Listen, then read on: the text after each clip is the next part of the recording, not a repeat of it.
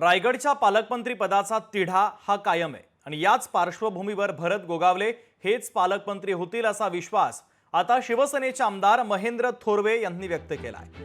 भरत गोगावलेंना 15 ऑगस्टला झेंडावंदनाचा मान द्यावा ही आमची मागणी आहे, पण रायगडचं पालकमंत्री पद भरत गोगावले यांच्या रूपाने शिवसेनेला मिळालंच पाहिजे याचा पुनरुच्चार देखील कर्जतचे आमदार महेंद्र थोरवेंनी केला।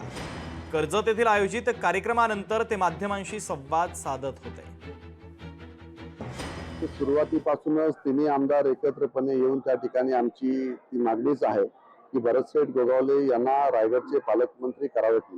परंतु राज्यामध्ये आता 3 पक्षांचं सरकार त्या ठिकाणी आहे, त्यामुळे जे काही आता राजकारण सध्या सुरू आहे त्याच्यामध्ये आता आमची भूमिका आहे की 15 ऑगस्टला भरतशेठ यांना रायगडला त्या ठिकाणी झेंडावंदनासाठी त्या ठिकाणी संधी देण्यात यावी।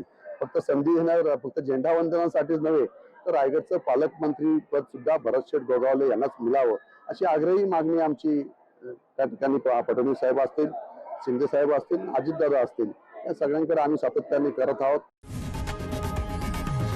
लोकशाही मराठी ऐका, पहा, जागरूक रहा।